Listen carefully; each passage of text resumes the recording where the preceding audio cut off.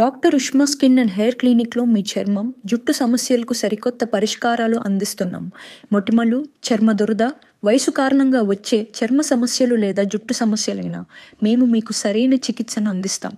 మా విజయవాడ మరియు మచిలీపట్నం బ్రాంచీల్లో మీకు సౌకర్యంగా సేవలు అందిస్తాం. నేడు అందరికీ నమస్తే అండి. చంద్రబాబు నాయుడు గారు ఈ మధ్య ఎక్కడ ఎప్పుడు ఏ సందర్భంలో మాట్లాడినా మంచి ప్రభుత్వం అని తరచూ చెప్తూ ఉంటారు. అండ్ అన్ని వర్గాలకు కూడా మహిళలకు, యువతకు, రైతులకు మేలు చేస్తున్నామని, రైతుల కోసం చాలా చేశామని రైతు ప్రభుత్వం అని తరచూ చెప్తూ ఉంటారు. సరే, రైతు ప్రభుత్వమో కాదా, నేను నిన్న ఈ కూటమి ప్రభుత్వం చేసిన ఒక మంచి పని నేను నిన్న చెప్పా. ఈ నల్లబార్లి పొగాకు రైతులను ఏ విధంగా ఆదుకున్నారు, మార్క్ఫెడ్ ద్వారా కొనుగోలు చేయించడం ద్వారా రైతులకు సుమారుగా 273 కోట్లు ఏ విధంగా లబ్ధి చేకూర్చారు. సో దీనివలన ఒక 65,000 మంది రైతులు ఏ విధంగా లబ్ధి పొందుతున్నారు అనేది ఒక సక్సెస్ స్టోరీ నిన్న చెప్పాను. మరి సక్సెస్ స్టోరీ చెప్పిన వాళ్ళం ఫెయిల్యూర్ స్టోరీ కూడా చెప్పుకోవాలిగా.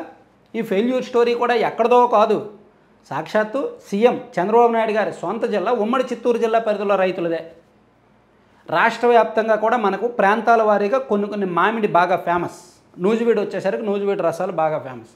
ఉలవపాడు వచ్చేసరికి ఉలవపాడు బంగినపల్లి బాగా ఫేమస్. అలాగే ఉమ్మడి చిత్తూరు జిల్లాలో కూడా తోతాపురి మామిడి అని ఉంటాయి. ఇవి ఈ పల్ప్ అంటే గుజ్జు పరిశ్రమలకు, ఇవన్నీ కూడా ఇండస్ట్రీ బేస్డ్. ఇప్పుడు ఉలవపాడు మామిడి లేదంటే నూజివీడు మామిడి ఏంటంటే మనం కొనుక్కొని తింటుంటాం. కానీ ఈ తోతాపురి మామిడి మాత్రం ప్యూర్లీ బై ప్రొడక్ట్స్ తయారు చేయడానికి ఇండస్ట్రీ బేస్డ్ పంట అన్నమాట ఇది. సో సుమారుగా ఆ జిల్లాలో 70-80 వేల మంది రైతులు దీన్ని సాగు చేస్తున్నారు. యావరేజ్గా దీనికి టన్ను ధర 16,000 నుంచి 20,000 రూపాయలు వస్తే గిట్టుబాటు అవుద్ది. అంటే కేజీకి తక్కువలో తక్కువ 16 రూపాయల నుంచి 20 రూపాయలు వస్తే రైతు కాస్త సేఫ్ జోన్లో ఉన్నట్టే, రైతుకి కాస్త డబ్బులు వచ్చినట్టే, కష్టానికి తగ్గ ఫలం దక్కినట్టే. అయితే ఈ సీజన్ మొదలైనప్పటి నుంచి అంటే ఈ మే నెల నుంచి కూడా జిల్లాలో రైతులకు 5 రూపాయలు, 4 రూపాయలు, 2 రూపాయలు ఆ రేటే ఇస్తున్నాయి. కరెక్ట్గా దిగుబడి వచ్చింది. రైతు ఖచ్చితంగా అమ్మాల్సిన పరిస్థితి. దాన్ని దాచుకోలేడు. మ్యాంగోస్ ఎంతకాలం దాచుకుంటే పోతాయి కదా. రైతుకు అంత నిల్వ చేసే శక్తి కూడా ఉండదు. మ్యాంగోస్ ఎంతకాలం నిల్వ ఉంచుతారు? ఏ శనగలో, బఠానీలో లేదంటే మిర్చినో అయితే కోల్డ్ స్టోరేజ్ల్లో పెడతారు. మ్యాంగో పెట్టలేరు కదా ఎక్కువ కాలం. పెట్టినా మళ్ళీ దానికి డబ్బులు పెట్టాలి. సో రైతు ఖచ్చితంగా అమ్మాల్సిన పరిస్థితి. సరిగ్గా ఈ టైంలో జిల్లాలో ఉన్న మామిడి గుజ్జు పరిశ్రమలన్నీ సిండికేట్ అయిపోయి ఒక రేటు మాట్లాడుకొని రైతుని నాశనం చేయడానికి తయారయ్యాయి. 3 రూపాయలు ఇస్తాం, 4 రూపాయలు ఇస్తాం, ఇస్తే ఇవ్వండి లేకపోతే లేదు అనేటట్టు. అంటే రైతుకు అవసరం, ఖచ్చితంగా ఇవ్వాల్సిన పరిస్థితి. అది కంపెనీలకు వ్యాపార అవకాశంగా మారింది. సో వాళ్ళ అవసరం వీళ్ళకి అవకాశంగా మారి బేరం పెట్టడం మొదలుపెట్టారు. ఒక నెల రోజుల నుంచి కూడా తోతాపురి రైతులకు ఏం తోచట్లా. కంపెనీల దగ్గరికి వెళ్తున్నారు, వాళ్ళేమో 3 రూపాయలు 4 రూపాయలు బేరం పెడుతున్నారు. ఇంకా రైతు ఏం చేయలేక వెనక్కి వచ్చేస్తున్నాడు. దాంతో దిక్కుతోచని పరిస్థితుల్లో ఉన్నారు. చివరికి ఒక 10 రోజుల కిందట జిల్లా కలెక్టర్ గారు అధికారులు కొంతమంది కల్పించుకొని ఈ కంపెనీలు 5 రూపాయలు ఇవ్వండి కేజీకి, ప్రభుత్వం ఒక 2 రూపాయలు ఇస్తుంది, ఓవరాల్గా రైతుకి కేజీకి 7 రూపాయలు వస్తుంది, కొంత గిట్టుబాటు అవుద్ది అని చెప్పారు. కానీ అది కూడా రైతుకు గిట్టుబాటు కాదు. మినిమం 12 రూపాయలైనా ఇవ్వాలి అనేది రైతు డిమాండ్. రైతుకి గిట్టుబాటు రావాలన్నా, న్యాయం చేయాలన్నా మినిమం కేజీకి 12 రూపాయలు రావాలి. ఇదంతా తీవ్రమైన సమస్య. ఆ జిల్లాలో దాదాపుగా 60,000 మందికి పైగా రైతులు నష్టపోతున్నారంటే మరి చంద్రబాబు గారు బాధ్యత తీసుకోవాలి కదా. తను పుట్టి పెరిగిన జిల్లా కదా, తనను రాజకీయంగా ఒక స్థాయికి చేర్చిన జిల్లా కదా, తన కళ్ళెదురుగా రైతులు నాశనం అవుతున్నారు, నష్టపోతున్నారు కదా.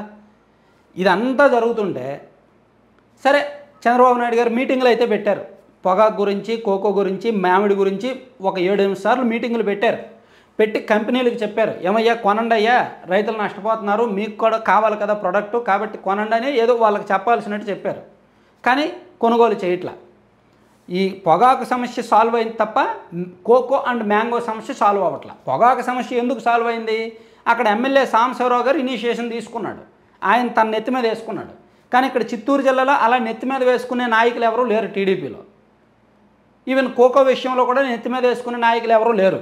అలా లేని కారణంగా దాన్ని ఎవరు పట్టించుకోవట్లా. ఇదంతా ఎంత ఇష్యూ జరుగుతుంటే ఈనాడులో ఈరోజు ఏం వార్త రాశారు తెలుసా? ఒకసారి పక్కన చదవండి. మామిడి రైతులను ముంచిన వైకాపా, గుజ్జు పరిశ్రమల సిండికేట్లో ఆ పార్టీ నేతలదే పాత్ర, పెద్దిరెడ్డి కుటుంబీకులు కనుసన్నల్లో దందా అని చెప్పి ఈరోజు ఈనాడులో రాశారు. ఏమంటే అధికారంలో ఉన్న తెలుగుదేశం పార్టీ కూటమి దాదాపుగా 13 నెలలైంది అధికారంలోకి వచ్చి. వైసీపీ వాళ్ళు ఈ పరిశ్రమలు ఉంటే ఉన్నాయి, పరిశ్రమలు తప్పు చేస్తే చర్యలు తీసుకోండి. సో వాళ్ళు నష్టపోతున్నారు, వాళ్ళే కావాలని తక్కువ రేటు ఇస్తున్నారు. సిండికేట్గా పెద్దిరెడ్డి కుటుంబ సభ్యుల కంటే మామిడి గుజ్జు పరిశ్రమలు ఉన్నాయంట, కాబట్టి వాళ్ళు కావాలని రైతులకు తక్కువ రేట్లు ఇస్తున్నారంట. అయితే కేసు కట్టండి కంపెనీల మీద, కంపెనీలు ముగించేయండి.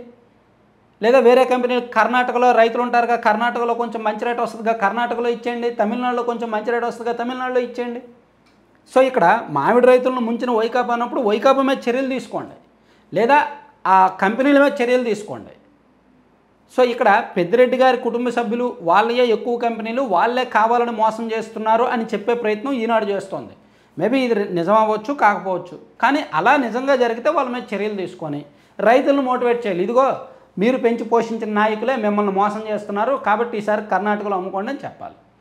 లేదంటే ఈ కంపెనీలైనా దారిలోకి తేవాలి. అంటే సాకులు చెప్పుకొని అవతల పార్టీ మీద తోసేసి చేతులు దులిపేసుకుంటాము, తప్పించుకుంటామంటే కుదరదు.